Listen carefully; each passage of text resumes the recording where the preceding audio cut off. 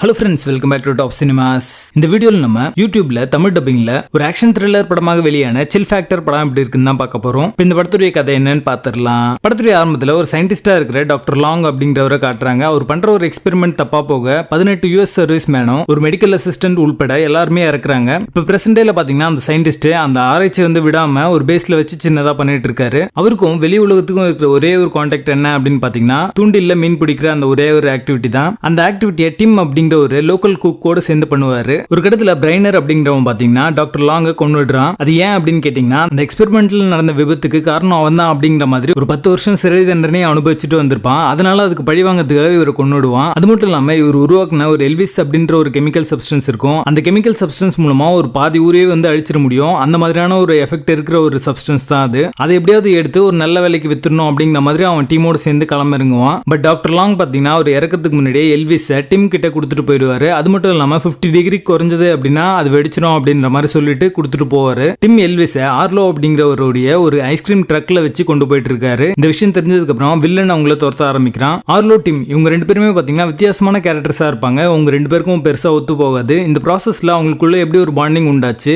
எல்விஸை villain கையில இருந்து காப்பாத்தி ஒரு பேரழிவை தடுத்தாங்களா அப்படின்றத இந்த படத்துடைய கதையே. இது ஒரு பழைய படம் அப்படின்றதுனால பெருசா நீங்க சினிமாட்டிக்கா எக்ஸ்பெக்ட் பண்ண முடியாது. ஒரு லோ பட்ஜெட் படம் அந்த காலத்துல எடுத்திருந்தா எப்படி இருக்குமோ அந்த மாதிரி தான் எடுத்திருப்பாங்க. ஏன்னா 1999ல எடுக்கப்பட்ட ஒரு படமா தான் இந்த படம் இருக்கு. ஆக்ஷன் சீக்வன்ஸ் எல்லாமே ஒரு மைல்ட் என்டர்டெயின்மெண்டா இருந்துச்சு அப்படின்னே சொல்லலாம். படத்துல லீடர் நடிச்ச ரெண்டு பேருமே ஒரு நல்ல பெர்ஃபார்மன்ஸ் கொடுத்திருக்காங்க. அவங்களோட காம்போ சீக்வன்ஸ் எல்லாமே இன்ட்ரெஸ்டிங்கா இருக்கும். ஸ்டோரி ஸ்கிரீன் பிளே எல்லாமே நம்ம பார்த்து பழக்கப்பட்ட ஒரு கதைக்களம் தான். எந்த ஒரு எக்ஸ்பெக்டேஷனும் இல்லாம ஜஸ்ட் ஒரு டைம் பாஸ் கேட்டகரியில பார்க்கணும் அப்படின்னு நினைச்சீங்கன்னா இந்த படத்தை ஒரு முறை பார்க்கலாம். சிஜே ஒர்க் எல்லாமே பாத்தீங்கன்னா இது சிஜே தான் அப்படின்றது அப்பட்டமா தெரியுது. பாதி ஊரை காலி பண்ற அளவுக்கு ஒரு எஃபெக்ட் இருக்கிற ஒரு கெமிக்கல் சப்ஸ்டன்ஸ் கடைசியா வெடிக்கும் போது பாத்தீங்கன்னா ஒரு டனல்ல வச்சு வெடிப்பாங்க. அதுவே பாத்தீங்கன்னா பெருசா லாஜிக்கலா இருக்காது. இந்த மாதிரியான லாஜிக்கல் லூப்ஹோல்ஸ் அதிகமாவே இந்த படத்துல இருக்கு. படத்துடைய பேசிங் ஆவரேஜா இருக்கும். மொத்தத்துல இது ஒரு one time watchable action thriller படமாக வந்திருக்கு. படத்துல அலர்கானட் இல்ல. இந்த படத்தை நீங்க ஃபேமிலியோட பார்க்கலாம். சில் ஃபேக்டர் படத்துக்கு எங்களோட ரேட்டிங் 5 out of 10.